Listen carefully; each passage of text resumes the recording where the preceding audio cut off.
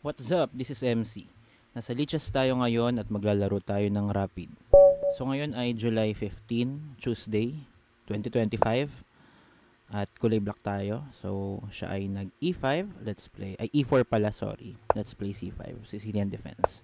Ang kalaban natin ay si So 10. 10 ba yan? Or 1-0 T-T-O. Ano yun? So 1 auto. Hindi ko alam kung ano ba sa'yo. So, nag-D4 siya. Most likely ito ay Smith-Mora Gambit. So, take muna natin. Queen takes. So, hindi pala Smith-Mora Gambit. But, hindi ito yung pinaka-popular na line, no? Kasi meron tayong Knight C6. Developing move. At the same time, ay meron tayong tempo sa kanyang queen. Though, hindi pa naman tayo winning. At siya ay nag-queen to D3. Umatras lang. So, gusto ko lang mag-develop. Knight F6. Wala pa namang E5 kasi may knight pa naman tayong pwedeng kumapture. Siya ay nag-Knight C3.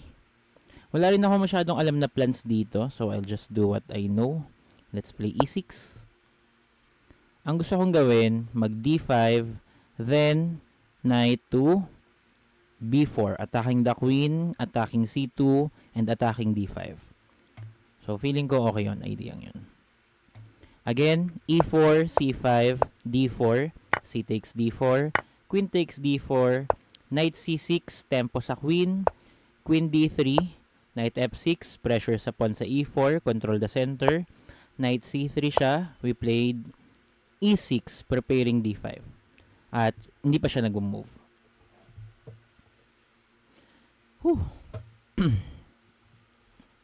So, para lang sa kaalaman ng iba, baka iniisip kasi ng iba dyan na, ano ba, nakikita naman namin yung mga move, no? Ba't kailangan mo pang banggitin talaga ng sobrang detalyado? We need to be considerate of every possible viewer. Meron kasi ako mga students na visually impaired. So, ang ibig sabihin nun, malabo ang paningin nila or hindi talaga sila nakakakita at all. At gusto ko rin syempre makapanood sila ng mga videos ko. So, kaya kailangan ko maging visually and audio.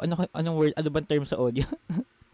Orally, ayun. Orally na lang. Sinasabi. Pareho ako yun kailangan gawin. So, Bishop G5 siya, pinning our knight to our queen.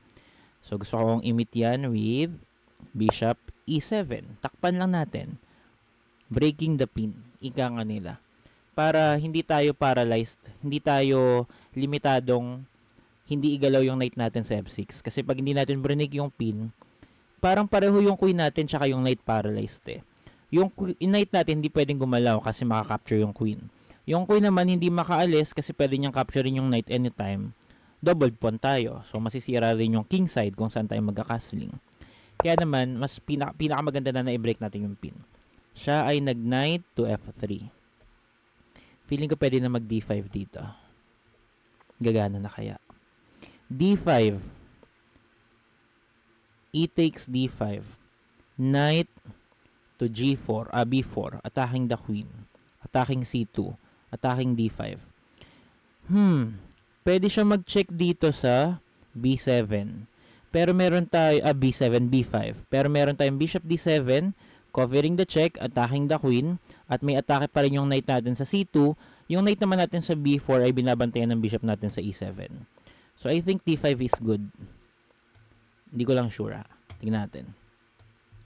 So, E takes D5, Knight B4. Ano pang ibang options niya doon? Most likely, ilag talaga yung queen. Paano kung nag-queen to D2? So, kakainin lang natin yung D5, no? Trade lang. Okay, mukha namang okay yung ginawa natin na yun. Hindi ko pa rin super sure, pero kailangan kasi nating ma-liberate ang ating mga pyesa. Kailangan maging malaya ang ating mga bishops, ating mga knights, mga rooks, queen. Huwag lang ang king natin. Hindi pa siya dapat maging malaya sa opening at middle game. Sa endgame lang sila dapat maging malaya at ma-centralize. Kasi pag opening pa lang or middle game pa lang malaya na sila, lago tayo doon. Dahil madali silang maatake. At siya ay nag-castling queen side. So actually pwede nating i-take yung pawn sa E4. Pwede siyang gawin, no? So, ang magiging problema lang dito or ang kailangan na natin i-calculate, di ba nag-D takes E4 tayo. Pwede siya mag-Queen takes, pwede naman tayo mag-Knight takes. Para okay lang naman tayo dun, no? Sige nga, d takes e4 tayo. So, offering tayo ng trade ng queens. Kasi syempre na-open yung d-file. So, nag-queen take siya. Pwede tayo mag-bishop takes. Pwede tayong mag-knight takes. Mas maganda pala yung bishop takes. Kasi pag knight takes, mapupunta na naman siya sa back rank. Matatagal na naman siya makadevelop. Kapag bishop kasi medyo mabilis kasi nga long range piece ito.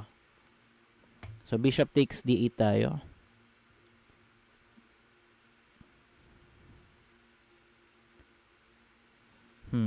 Wala siyang knight takes e4 kasi pwede tayong mag knight takes. Di naman tayo mamamati sa d8 kasi may knight pa tayo na bantay.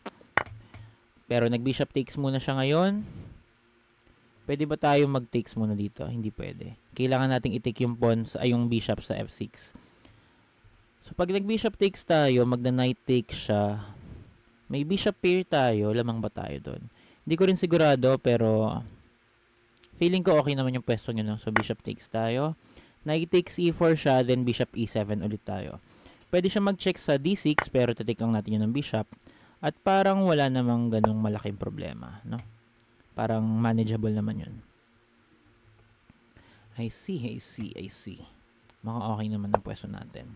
Bishop b5. Pinning the knight to the king. So, bishop d7 tayo. Yeah.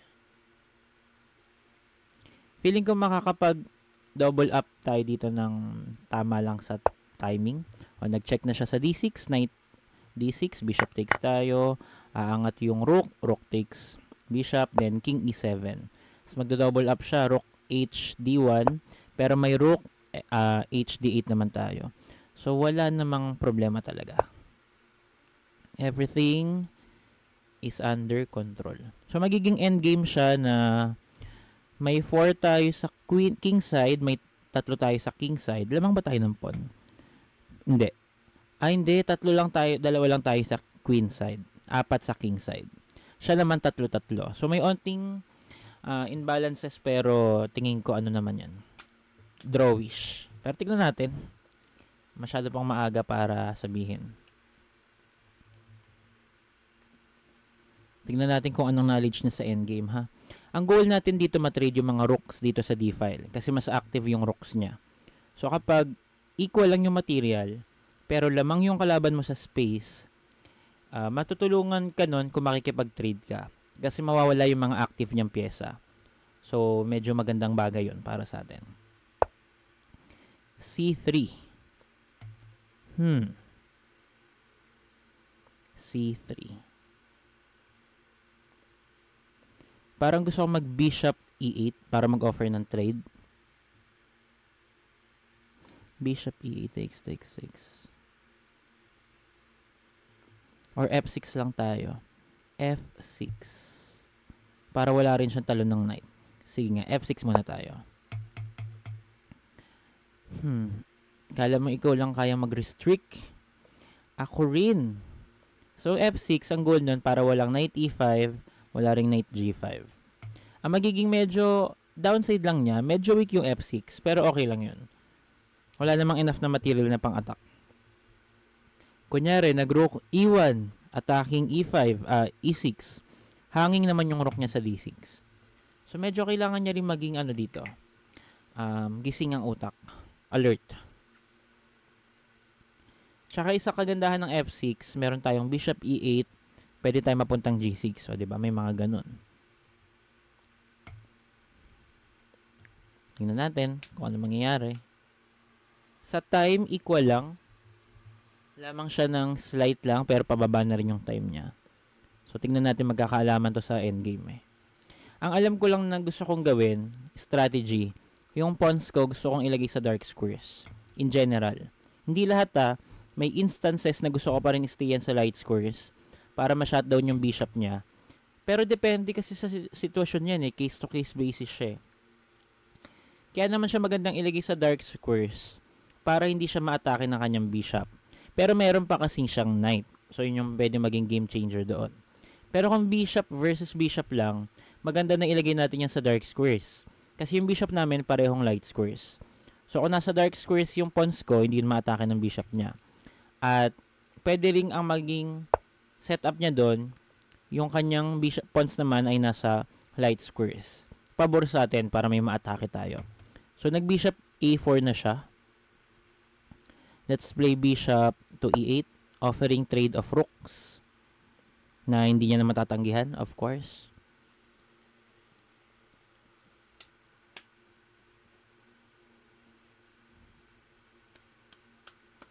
Hindi niya na matatanggihan. Mahirap na.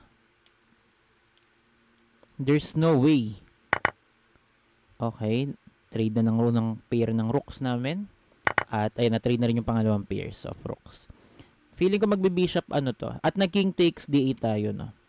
So, feeling ko magbe-bishop c2 siya para atakihin yung pawn natin sa h7.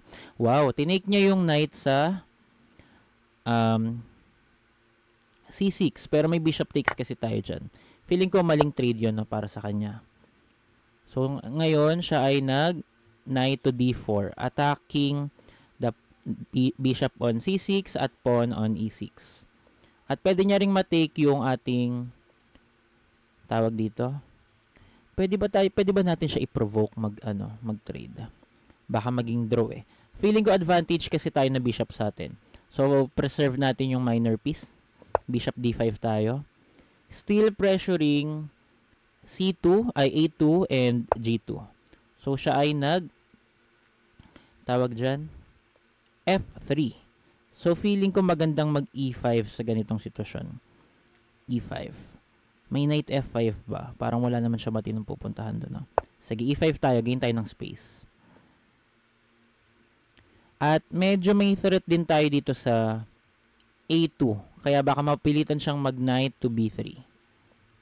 Tapos doon na tayo mag-E4 para may pass pawn tayo. Yeah.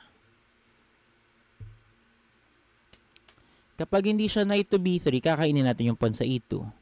So, hindi niya alam kung gugustuhan niya ba yun o hindi. Kapag siya ay nag-knight to B5, attacking A7, kakainin lang natin yung pawn. Kasi kakainin niya rin yung pawn natin, tapos magbe-bishop C4 tayo, trapping his knight. Hindi ba? So, ganun ang mangyayari. Tinanong ako kung sasabay daw ako sa dinner. Kakamerienda ko lang, kakauwi ko lang. So, hindi mo na ako sasabay. Ayan na nga po, knight to b5. So, take natin yung a2 pawn. Tignan natin kung makikita nyo yung trap natin. Hindi ko rin alam kung trap siya nagagana talaga, pero, I mean, at least meron tayong plano, diba? So, hindi niya naman matatrap yung bishop natin. Libre yung a7 kapag hindi niya pa yan kinapture. I-move na natin yan papuntang e6. So, hindi niya na makakapture talaga. Pinag-iisipan. Na-realize niya na ata. Pero parang may solusyon ba? Wait lang . Kung kakainin niya yung pawn sa a7, bishop c4, covering b5, may b3 ata siya, no? b3 sacrifice. Tapos pupunta tayong f1. Uy! Okay.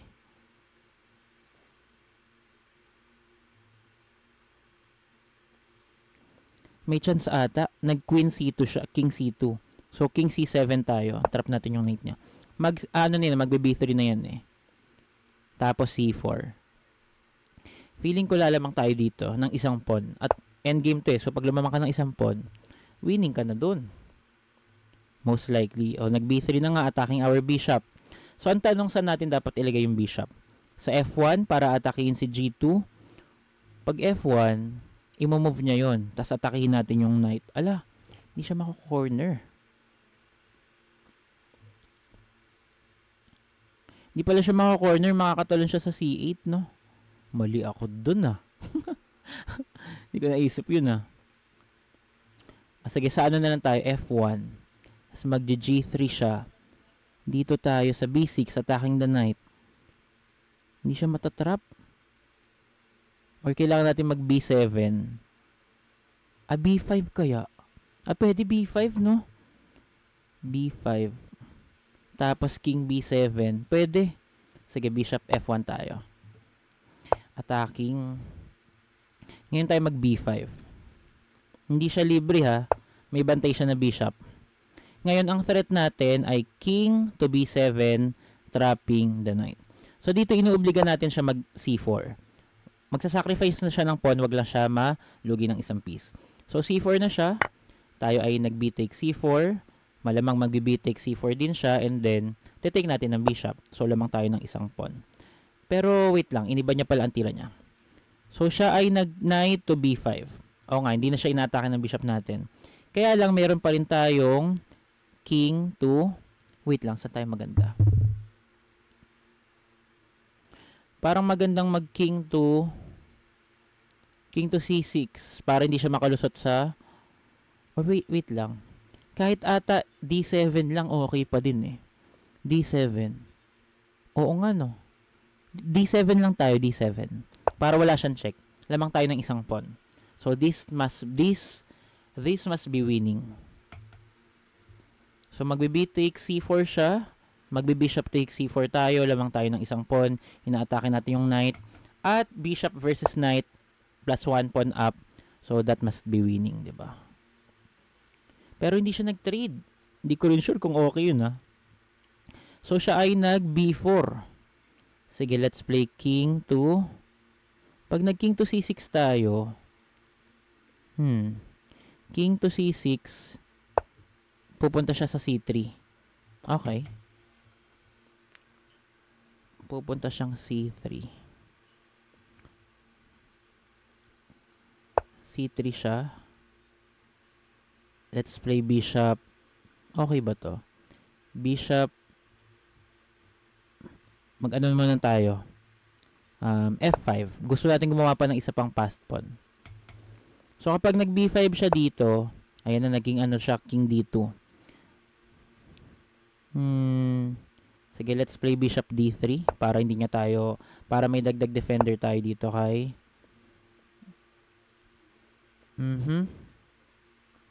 nag-king to e3 siya. Let's play f5. G5, preparing f4. So pwedeng mag-f4 na siya dito, no? Pag nag-f4, take natin, g takes f4, mag-g takes f4 siya, then we play e4. So medyo madami na tayong passed pawn doon, baka enough na yun para manalo. Alright. It could also be, pwede rin kasing dito tayo gumawa ng passed pawn eh, para hindi maabutan ng king niya. Pwede rin, no? Pwede nga rin. Kapag nag-f4, mag-ano tayo, e takes f4, mag-g takes f4 siya, then we play g4. Lulusot tayo doon. So, umatras siya, ayaw niya rin, no? Sige, let's play f4. Para hindi na siya maka-king e3. Nag-king d2 siya, no? King d2. So, nag-ano na siya? Tawag dyan. G takes f4. Mag-e takes f4 tayo. Gumawa tayo ng passer dito sa, ano? Sa king side. Yan ang advantage ng bishop natin. So, nakakover niya yung mga pinaka-importanting squares na pwedeng talunan ng knight ng kalaban. O, nag-knight to e4 na. Capture na natin yan, syempre. Tapos, promote tayo ng pawn. So, let's play g4. So, tabihan natin yan. Abutin pa natin. Kayang-kaya pa yan. Nasa rule of squares pa tayo. Medyo marami akong i-discuss sa endgame. Kailangan ko lang bilisan kasi lugi tayo sa time pag tinanggalan natin. Ayan, pasok yan sa square, no? Discuss ko yan. Ayan. Ang ganda ng endgame. Ang ganda, I mean, may mga points ako may explain dahil hindi naging ganun kaingat yung kalaban natin. Or siguro sa time management, no? Kailangan niya siguro ng longer time control na laro. Hindi yung ganito kasi nung endgame siya talagang bumigay ng sobre. So sige, discuss natin. E4, C5, D4. Medyo unusual to. So C takes D4, Queen takes D4. Ito hindi ako super familiar dito kaya ang in-apply ko na lang dito ay principles. So dito yung queen niya nasa gitna. Generally, hindi magandang lumalabas ang queen sa d4 or d5 naman para sa black ng sobrang aga dahil it could be attacked. So, makaka-free tempo yung kalaban. Tulad nito, naka-knight c6 tayo, developing move with attack sa kanyang queen. So, kumbaga, dapat tag-isa kami nagde-develop ng pyesa, diba? Pero dahil yung developing move ko with attack sa kanyang queen, na medyo naging slang tayo dun hindi tuloy siya makadevelop ng knight. Kailangan niyang iilag yung kanyang queen. So, sa mga beginners, hindi ko i-advise na i-centralize nyo agad ang inyong mga queen. So dito nag-queen d3 siya, nag-knight f6 tayo, pressuring e4, controlling d5, so may mga d5 break kasi dyan. Knight c3, controlling the same square na gusto kong kontrolin. e6, dagdag control sa d5. Bishop g7, bishop g5. So, pinipin niya yung knight sa ating queen, yung knight natin ay nagbabantay sa d5. Yung square na gusto nating kontrolin. So, somewhat, yung bishop to g5 ay move na may influence sa control sa d5. Indirectly, no? Bishop e7, unpinning the knight. So, ayaw natin na nakapin yung knight. Kasi, hindi niya mababantayan yung d5 kung nakapin siya sa queen. Dito ay nag-knight f3 siya, developing move. Nag-d5 na tayo. Hindi ko alam kung okay ba itong move na to. Tingnan nga natin kung approve siya. Ayaw siya ng engine. Gusto niya e6 muna, no? So, tignan nga natin nung nag-d5 tayo. Anong say niya? Feeling niya medyo lamang ng aputi. Pero hindi kasi nag-take yung kalaban natin. Nagkasing lang queen side. At equal lang naman siya according sa engine. So, nag-take tayo sa e4. May mga games pa na nangyari pala na ganito, no? Pero sa Masters database, wala. So, d takes e4 for yung queen tsaka yung knight. Pero ang kailangan makita nyo dito ay na-open yung d-file. So, dito nag-queen trade kami. Queen takes queen siya at nag-bishop takes queen tayo sa d8. Nag-bishop takes f6 siya. So, ang tension dito, kailangan ma-realize nyo na lugi ng isang pawn yung itim, I mean yung puti. So, kailangan niyang mabawi yung nasa e4. Pero yung nasa e4 kasi may defender siya na knight. Kaya ang ginawa niya, kinapture niya muna yung knight para wala ng defender yung pawn sa e4. So, nag-bishop takes f6 siya at nag-bishop takes f6 din tayo. At saka ngayon siya nag-take sa e4 kasi wala na itong bantay. So, inaatake niya pa yung bishop natin at nakuha kasi natin dito yung bishop pair. I mean, yung kalaban natin wala na siyang bishop pair. Tayo meron pa. So, sa chess kasi somewhat advantage din yun. Lalo na sa higher level. Sa level ko, hindi ko pa siya na-exploit ng sobra-sobra. Pero sa mga master level kasi, ano na siya eh. Parang malaki bagay na talaga siya. At yun yung sinusubukan kong practicein. So, feeling ko dito, hindi naman ako master level, pero may chance pa rin yung kalaban natin na kunin yung bishop pair. Pero ayoko kasing makuha yung aking dark squared bishop. Kasi medyo maganda yung kanyang pwesto.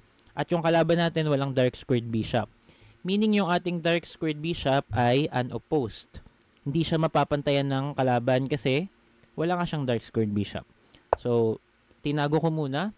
Pero nag-bishop b5 siya, pinning our knight to our king. By the way, tinago ko yung bishop, nilagay ko sa e7 para i-cover yung d6, c5, f6, g5. Yung mga square na pwedeng puntahan ng knight ng kalaban.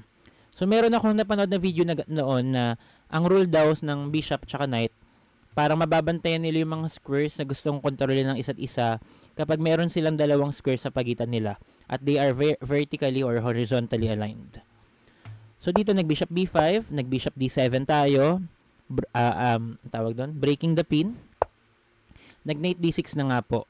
So, tinake natin kasi hanging din yung b7 natin, ayaw natin malugi ng pawn. So, nag-rook takes d6 siya at nag-king e7 tayo. Ang purpose niyan para atakihin yung rook sa d6 at the same time connecting the two rooks. Importante yon, lalo na sa middle game at makokontrol na ng ating kalaban yung d-file. So, hindi pwedeng hindi tayo maglalagay din ng rook doon para i-contest yun kasi lugi tayo. So, dito nag-rook hd1 na nga siya, nag-double up na, no? Kailangan natin sumabay. So, nag-rook hd8 tayo. Siya ay nag-c3. Siguro pinipigilan niya yung talon ng knight sa d4 or sa b4. Or baka gusto niya mag-pawn to b4. Or gusto niya lang din ilagay yung king sa c2 para ma-activate. So, dito nag-f6 tayo. Ginaya natin yung c3 niya. Yung f6, pinipigilan naman natin yung knight to e5 at knight to g5. At dito ay nag-bishop a4 na nga siya. For some reason na ako ay hindi ko abot. Hindi ko maintindihan. Nag-bishop e8 na tayo. Ina-open natin yung linya ng ating rook sa kanyang rooks para mag-initiate ng trade. Dahil dito, feeling ko, lamang siya ng onte dahil meron siyang nakakontrol na d-file. So, gusto natin mawala yung control niya doon para fair lang kami sa mga minor pieces namin. At nangyari na nga ang trade. Rook takes rook, rook takes rook, rook takes rook, king takes rook. Lahat ng yon ay nangyari sa d8. At dito ay nag-bishop takes knight siya sa c6. Which I think yung kanyang maling ginawa. No? Tignan natin ang evaluation ng engine doon. Ayaw siya ng engine. Ito ay, according sa engine, negative 0.3. So, hindi naman siya winning advantage, though advantage pa rin for black. So, dito nag-bishop takes tayo at inon ko na yung engine para makita ko kung tama yung pinagagawa ko sa endgame. Dito, kung hindi niya iilag yung knight niya sa f3, kunyari nag-king c2 lang siya, kakapturein natin yung knight para masira yung kanyang pawn structure at lamang tayo dyan. Aatakihin lang natin yan ng king natin at magpo-promote ng pawn. Madali ang game plan dyan. So, tama ang ginawa niya. Hindi siya nag-king c2. Siya ay nag-knight to d4 muna, attacking our bishop at ang ating pawn sa e6 ng sabay. So, dito, pinag-isipan ko kung kakainin ko ba yung pawn sa g2. Ang magiging issue lang dito ay hanging yung e6 with fork. Makukuha niya rin yung pawn sa g7. Kaya hindi ko tinuloy. Instead, ako ay nag-bishop d5. Defending e6, is still attacking G2 and now attacking E2. So, tatlo yung kanyang kinokontrol, no? Tatlong importanteng squares. Dito ay nag F3 siya. Shinoutdown niya na yung atake natin sa kanyang G2 pawn. Siya ay nag F3. So, dito nag E5 na tayo. Inaatake natin yung knight. Kinonsider ko dito na magna-knight F5 siya, pero feeling ko wala rin siya mapapala dyan, kaya hindi niya tinuloy. Kaya siya ay nag-knight to B5. Counter-attacking. So, dito, according sa engine, lamang na daw tayo. Negative 2 point something na siya. Parang lamang na daw ng dalawang pawn. So, hanging kasi yung A2. Tinake natin. Tama ba? Yung ba yung sinasuggest niya? O, tama. So, tama yung move natin. Kinapture natin yung libreng pawn. At dito ay nag-take din siya sa A7. Which is not a good move. Tama ba? According sa engine. Sa engine, hindi rin siya good move. Ang gusto niya lang, king C2 lang. Or knight to D6. Pero kinapture niya nga yung A7. Tama naman yung move natin, bishop to C4. Siya naman ay nag-king to C2. So, dito palaki na ng palaki yung lamang natin, no? Hindi nagugustuhan ng engine yung move ng kalaban natin. Tama yung bishop natin. Tama ba yung ginawa ko? Ay, hindi. Nag-king C7 muna ako. So, according sa engine, dapat daw nag-bishop F1 na tayo. Pero dito, ganun pa rin naman halos advantage natin. Negative 4. So, parang lamang na tayo ng 4 na pawns, di ba? Kasi nga, yung knight niya, siguro kino-consider na ng engine na makukuha natin yung knight, no? May hindi ba ako nagawan tama? Tingnan nga natin. So, nag-B3 siya. Nag-bishop F1 tayo, yung sinuggest. Nag-G3. Inilag niya yung pawn niya sa G2. At dito, nga, no? Hindi ko naisip yun, Trap na pala yung knight niya. King B8 lang. Napakasimple. Ang plano ko kasi, B5. Mawawalan tayo ng control nun sa C6. So, hindi na pala kailangan diretso na pala king B8. But hindi ko nakita yun kanina.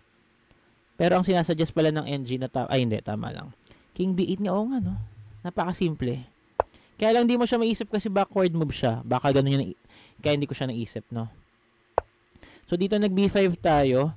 Nawala yung advantage natin. Mali pala talaga yun. At dito ay nag C4 na siya. So, binalik niya yung advantage natin. Namimigay na siya. So, tinake natin yan. Siyempre naman, libreng pawn yan, di ba?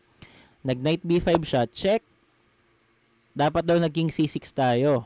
Pero ang ginawa natin ay king to D6, D7. So, tinake niya yung pawn. Ay, hindi. Nag-B4 siya. So, dito, hindi ko rin alam kung lamang talaga tayo. Parang hindi Ngayon tayo naging to C6 at bumabalik na yung lamang natin. Nag-knight to C3 naman siya.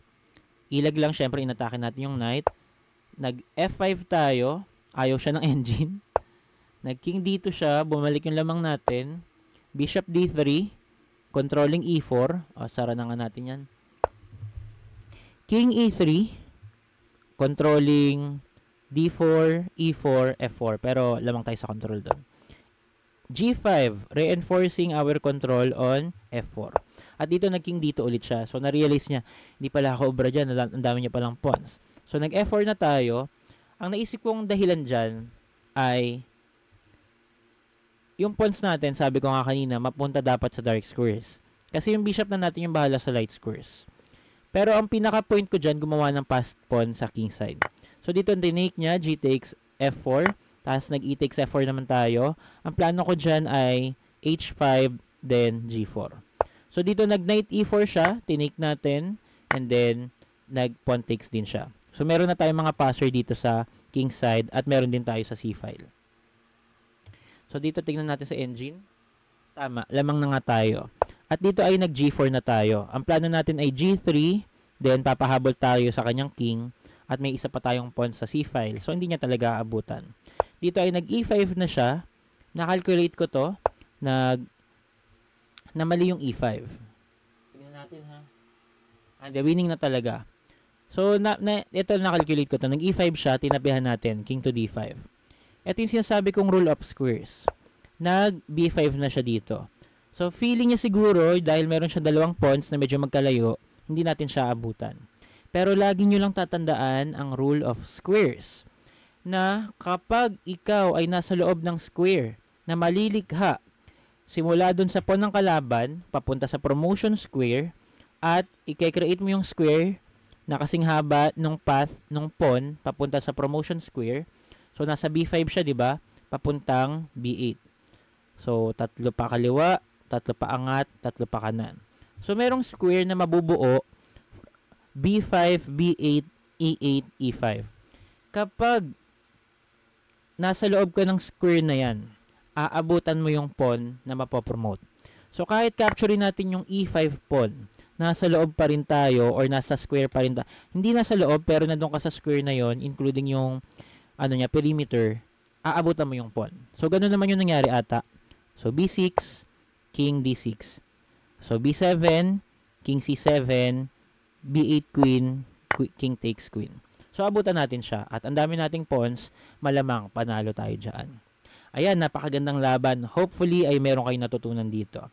Again, this is MC always saying, think more often. Thanks for watching and see you in my other videos. Bye-bye.